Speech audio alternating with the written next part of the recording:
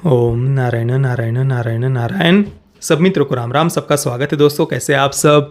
तो दोस्तों आज 10 जून को कल की 2898 एडी के ट्रेलर को रिलीज़ कर दिया गया है। शाम को 7:15 बजे के करीब ये ट्रेलर रिलीज़ हुआ। पहले 6 बजे का टाइम दिया था, उसके बाद में 7 बजे का, और फिर फाइनली 7:15 बजे ये ट्रेलर रिलीज़ हुआ। देखिए, मैं ट्रेलर के बारे में अपने विचार बताऊं उससे पहले ही आप सभी मित्रों से मैं एक बात कहना चाहता हूं। मैं जो कुछ भी फील करूंगा, जो भी मुझे अंदर से फील हुआ ये ट्रेलर देखकर, वही बातें मैं आप सबके साथ में शेयर करूंगा। कोई नाराज़ हो जाएगा या फिर किसी को खुश करने के लिए जो बात अंदर है ही नहीं वो बात मैं बोलूँ, ये मुझसे तो नहीं होता भाई। जो मित्र हमारे चैनल से जुड़े हुए हैं ये बात बहुत अच्छे से जानते हैं। और चाहे कितनी ही बड़ी से बड़ी फिल्में क्यों ना हो, जिनको लेकर के सोशल मीडिया पर एक ऐसा हुआ बनाया गया जब वो रिलीज़ हुई थी, पर फिर भी उस समय भी अगर मेरे विचार उन फिल्मों को लेकर के अलग थे तो मैंने जो मेरे अंदर था वही सब बातें मैंने हमेशा से कही हो। चाहे वो तुम्बाड़ जैसी फिल्म हो, बहुत सारे मित्रों ने उस समय मेरा विरोध किया था, पर बाद में सब ने देखा, धीरे धीरे लोग समझे उन बातों को। किस प्रकार से तुम्बाड़ के मेकर्स ने जब कांतारा रिलीज़ हुई थी तो उस समय कैसे कांतारा को जहरीले पुरुषत्व को प्रमोट करने वाला और वगैरह वगैरह बहुत सारी बातें तुम्बाड़ के मेकर्स ने कही थी। उसके बाद बहुत सारे मित्र समझे कि मैंने क्यों उस समय तुम्बाड़ का विरोध किया था। या फिर उसके बाद में चाहे केजीएफ हो, सलार हो या जवान या पठान जैसी बहुत ही घिनौनी भारतीय सिनेमा के इतिहास की सबसे घिनौनी फिल्में ही क्यों ना हो, या OMG 2 जैसी फिल्में, इनमें से बहुत से समय ऐसा हुआ कि ऐसा पूरा PR टीम या जो भी फैंस वगैरह जो भी कहिए, उनका ऐसा जोर था कि हिम्मत कैसे होगी अलग ओपिनियन रखने की। फिर डेथ थ्रेट्स, रेप थ्रेट्स, वो सब आप सब मित्रों ने अपनी आंखों से देखा है क्या क्या हुआ। तो भले ही कुछ भी हो, मैं जो अंदर से फील करूँगा वो बात मैं कहूँगा। जिन्हें नहीं लगती सही बातें तो ठीक है, 50 चैनल से जो प्रशंसा करते हैं, गुणगान गाते हैं, आप वो जा कर के देख सकते हैं। पर भाई मैं तो जो मुझे अंदर से फील होगा वही बातें कहूँगा। कल की 2898 एडी, अभी तक इसके 3 लगभग प्रोमो रिलीज़ हुए थे। एक एनिमेटेड सीरीज़ भी छोटी सी प्राइम वीडियो पर उन्होंने रिलीज़ की थी, लगभग 12-13 दिन हो गए उसको रिलीज़ होकर। उस पर भी मैंने एक वीडियो बनाया था। पर्सनली मुझे अभी तक भी जितना भी इसका पहले प्रमोशनल मटेरियल रिलीज़ हुआ था वो मुझे नहीं आया था पसंद। अभी जो ट्रेलर रिलीज़ हुआ है, ऑब्वियसली विजुअल्स वगैरह, एक्शन सीक्वेंसेस वगैरह दिख रहे हैं कि काफ़ी अच्छे खासे बजट के साथ में ये सब शूट किए गए हैं। प्रोडक्शन वैल्यू भी काफ़ी बड़ी लग रही है। परंतु पर्सनली जो बातें मैंने शुरुआत से कही है, पिछले वर्ष ही जब इसका पहला टीज़र प्रोमो रिलीज़ हुआ था, जितना मुझे याद है ओपनहाइमर जिस दिन रिलीज़ हुई थी उसी दिन इसके ट्रेलर को भी रिलीज़ किया गया था, टीज़र को, सॉरी, पिछले वर्ष। तो उस समय भी मैंने वही बात कही थी, आज भी मैं वही बात मैंने इस ट्रेलर को देख करके फील किया कि भविष्य का चित्रण जिस प्रकार से किया गया है, भारतीय संस्कृति का कलयुग की तरफ देखने का जो दृष्टिकोण है वो कहीं पर भी यहाँ पर दूर दूर तक भी नहीं दिखाई देता। अब ये सब बातें तो हमने बहुत बार भाई 50 या सैकड़ों बार देख चुके हैं ना हॉलीवुड की फिल्मों में, कि डिस्टोपियन फ्यूचर, कुछ पूंजीपतियों ने, कैपिटलिस्टों ने, अमीरों ने सारी साधन संपत्ति पर कब्जा कर लिया है, और फिर जो अंडर प्रिविलेज्ड है, गरीब है, उनको और गरीब बनते जा रहे हैं, और फिर वो पूंजीपति उन पर और अत्याचार करते जा रहे हैं वगैरह वगैरह। और फिर उनमें से कोई रेबेल, कोई क्रांतिकारी निकलता है उन पूंजीपतियों के विरुद्ध लड़ने के लिए। भाई मतलब 50 क्या सैकड़ों बार ये सब बातें हम देख चुके हैं। और अभी जब मैंने इसकी एनिमेटेड सीरीज़ देखी थी प्राइम वीडियो पर, तो सबसे पहले तो मेरे मन में आर्केन का ही नाम आया। आप देख लीजिए, आर्केन एनिमेटेड सीरीज़ अभी भी नेटफ्लिक्स पर है। मतलब इतनी सारी सिमिलरिटीज़, इतनी सारी। वहाँ पर भी सेम समाज का पिछड़ा वर्ग या गरीब, अंडर प्रिविलेज्ड, उन पर पूंजीपति, कैपिटलिस्ट वगैरह अन्याय अत्याचार कर रहे हैं, वो भी बहुत ऊंचाई पर रह रहे हैं, और वहाँ पर उन्होंने सारी साधन सामग्री पर कंट्रोल कर लिया है, और फिर नीचे से कोई रेबेल निकलता है वगैरह वगैरह, वही सब बातें। हालांकि arcane technically extremely well made थी। मैंने आज तक की देखी हुई सबसे बढ़िया एनिमेटेड फिल्मों में से या सीरीज़ में से, कंटेंट में से वो एक है। मैं उसकी फिलोसॉफिक दृष्टि से नहीं कह रहा, परंतु जिस प्रकार से उन्होंने कहानी को प्रेजेंट किया है, जो प्रेजेंटेशन है, कैरेक्टर डेवलपमेंट है, मैं उसकी बात कर रहा हूँ। और यहाँ पर भी कल्कि में भी अगर टेक्निकली फिल्म वेल मेड होगी, कहानी, प्रेजेंटेशन या कैरेक्टर डेवलपमेंट, तो मैं रिव्यू भी वैसा ही दूंगा, उसमें कोई संदेह की बात नहीं है। परंतु ओवरऑल मुझे जिस प्रकार से भविष्य का जो चित्रण किया है वो बात नहीं आई पसंद। भविष्य की तरफ देखने का जो दृष्टिकोण है वो ज़्यादातर हम वेस्टर्न फिल्मों में देखते हैं, उसमें भी जो सोशलिस्ट कम्युनिस्ट माइंडसेट होता है उसी के अनुसार ये सब बातें हम देखते हैं कि भाई कुछ पूंजीपति है, कैपिटलिस्ट है, उन्होंने सारे साधन सामग्री पर कंट्रोल कर लिया है, ना भाई, ये कम्युनिस्टों की, सोशलिस्टों की कुछ उनकी दुनिया में ऐसा होता है। दुनिया, संसार, सृष्टि कर्म के सिद्धांत के अनुसार ही चलती है। कोई किसी को एक्सप्लॉइट करके ऊपर बना रहे, ये संभव ही नहीं है। चलिए, वो भी एक अलग बात है। परंतु भविष्य की तरफ, कलयुग का चरम किसे कहा गया है? पुराणों में, पौराणिक कथाओं में। पौराणिक कथाएं ऑब्वियसली प्रतीकात्मक कथाएं हैं, जो हमें वेद उपनिषदों के श्रुतियों का जो सार है उसे बताने के लिए प्रतीकात्मक कथाएं हमें पुराणों में देखने को मिलती है। तो कल की अवतार का पुराणों में वर्णन आता है, पर वहाँ पर कलयुग का चरम किसे कहा गया है?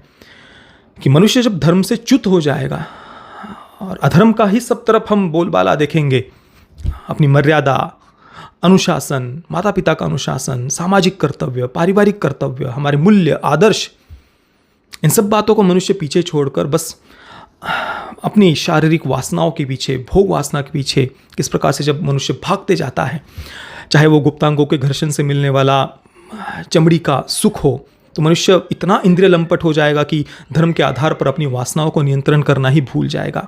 काम वासना हो या शारीरिक इच्छाओं के पीछे भागते जाना, अधर्म का जो बोलबाला, धर्म से च्युत हो जाना मनुष्य का, इसको कलयुग का चरम हमारी संस्कृति में कहा गया है। कोई पूंजीपति है और उसने सारी कुछ कंट्रोल कर लिया, ये मुझे कम से कम भाई नहीं लगती ये बातें सही। और इवन आप श्रीमद् भागवत महापुराण को भी अगर आप पढ़ेंगे, जिसमें कली का वर्णन आता है, सम्राट महाराजा परीक्षित जी जब वे पहली बार कली के सामने आते हैं और कली को जब वे मारने वाले होते हैं, उसे समाप्त करने वाले होते हैं, तो उसी समय कली उनके शरण में आ जाता है कि मैं आपके शरण में आया हूँ, मुझे कहीं पर तो स्थान दीजिए आपके राज्य में। तब महाराजा परीक्षित कहते हैं कि तुम जाकर के जो वैश्यागमन करते हैं, जो मद्यपान करते हैं, जो हिंसा करते हैं और जो जुआ खेलते हैं, ऐसी 4 जगहों पर जाकर के तुम रहो। तो कली कहता है कि ये आप जैसे इतने धर्मात्मा राजा के शासन में, राज्य में, तो ये सब बातें ना के बराबर है, नगण्य है बिल्कुल, ये बातें तो देखने को भी नहीं मिलेंगी, तो मैं रहूं कहाँ पर आखिर। तो फिर उस समय राजा परीक्षित कहते हैं कि तुम सोने में रहना। तो उस समय जो कली है वो महाराजा परीक्षित के सोने के मुकुट में जाकर के बैठता है और उसके बाद तुरंत महाराजा परीक्षित क्या गलत निर्णय लेते हैं, वे संतों का सम्मान करना भूल जाते हैं। एक ऋषि जो अपनी तपस्या में रत होते हैं, वे उनकी तपस्या में जब थे उस समय उनके गले में सांप वो डाल देते हैं और उसके बाद ही उन्हें श्राप मिलता है 7 दिनों में मृत्यु का। और फिर वे गंगा किनारे जाकर के ब्रह्मज्ञानी संत को ढूंढते हैं। वहाँ पर कई सारे ऋषि, मुनि, तपस्वी, योगी, जपी बहुत सारे वहाँ पर होते हैं। तो वहाँ पर वे जाकर के पूछते हैं कि यहाँ पर ब्रह्मज्ञानी संत कौन है। बहुत सारे तपस्वी योगी तो थे, पर ब्रह्मज्ञानी संत कौन है जिन्होंने अपना आत्म साक्षात्कार किया है, अपने स्वरूप की पहचान की है। तब शुकदेव मुनि के बारे में उन्हें पता चलता है, जो वेदव्यास जी के पुत्र है, और वे उन्हें जीवन मुक्ति का मार्ग बताते हैं और उसी को ही हम श्रीमद् भागवत महापुराण कहते हैं। तो वहाँ पर कली का वर्णन क्या किया है कि कली क्या है कि हम जब अपने मूल्यों को, आदर्शों को भूलकर बस वासना के पीछे जब हम अंधे हो जाते हैं, फिर जुआ, मद्यपान, वैश्यागमन, हिंसा आदि। और आज आप देख लीजिए 2024 में ये जो इंद्रिय लंपटता है, चमड़ी के सुख के पीछे, गुप्तांगों के घर्षण से मिलने वाला सुख, उसके पीछे किस प्रकार से उन बातों को जस्टिफाई करने के लिए क्या क्या 80 प्रकार के सेक्सुअल प्रेफरेंसेस खोज करके रखे गए हैं। सेक्सुअल लिबरेशन को जस्टिफाई करने के लिए कैसे कैसी बातें की जा रही है, फिल्में बनाई जा रही है, वेब सीरीज बनाई जा रही है, छोटे छोटे बच्चों को उनके जेंडर को लेकर कंफ्यूज किया जा रहा है। ये है कलयुग का चरम, जो आज हम 2024 में ही देख रहे हैं। सोचिए आज से 100-200 वर्षों के बाद में ये परिस्थिति कितनी भयावह होगी। आज ही आप देख लीजिए, इतना मनुष्य नीचे गिर गया है कि OMG 2 जैसी फिल्में ये इंडस्ट्री बना रही है, जिसमें शिव जी, जिन्होंने वीर रक्षा की महिमा जगह जगह पर गाई है, और मेरी महिमा ऐसी वीर रक्षा के कारण ही है, बिंदु रक्षा के कारण है, ये शिव जी कहते हैं। और उन्हीं शिव जी का नाम लेकर के ये इंडस्ट्री OMG 2 जैसी फिल्में बनाती है। मैं ये नहीं कह रहा, मैं ये केवल उदाहरण दे रहा हूं कि कलियुग का चरम आप देखिए, आज हम अपनी आंखों से, इन्हीं आंखों से देख रहे हैं कि इसी देश में रह करके, इसी सभ्यता के विरुद्ध कैसे घिनौने प्रोपेगेंडा स्प्रेड किए जाते हैं। जो बातें हमेशा से मिशनरियों ने इस देश की सभ्यता को नष्ट करने के लिए कही ना, कि भाई ये तो लैंड ऑफ कामासूत्र है, वही बातें आज हमारे देश के फिल्म मेकर्स दूसरी दुनिया को बता रहे हैं, जो सभ्यता धर्म के आधार पर काम को भी नियंत्रण करना सिखाती है। धर्म, अर्थ, काम, मोक्ष, धर्म के आधार पर अर्थ को, काम को नियंत्रित करके मोक्ष के मार्ग पर हम आगे बढ़े, ये हमारी सभ्यता सिखाती है। जगह जगह पर ब्रह्मचर्य की, वीर रक्षा की, तपस्या की, संयम की, एकाग्रता की, मनोनिग्रह की, इंद्रिय संयम की महिमा हमारे शास्त्रों में जगह जगह पर गाई गई है। सोचिए एक ऐसा भविष्य का चित्रण किया जाता जहां पर यही जो आज हम लिबरल्स और वोक जो बातें कर रहे हैं उन सब बातों का चरम हम देखते। मनुष्य किस प्रकार से वासना के पीछे, किस प्रकार से इंद्रिय लंपट हो चुका है, कैसे अंधा हो चुका है। और ऐसे समय पर फिर कल की अवतार होता है जो वेदों और उपनिषदों के ज्ञान को स्थापित करता है।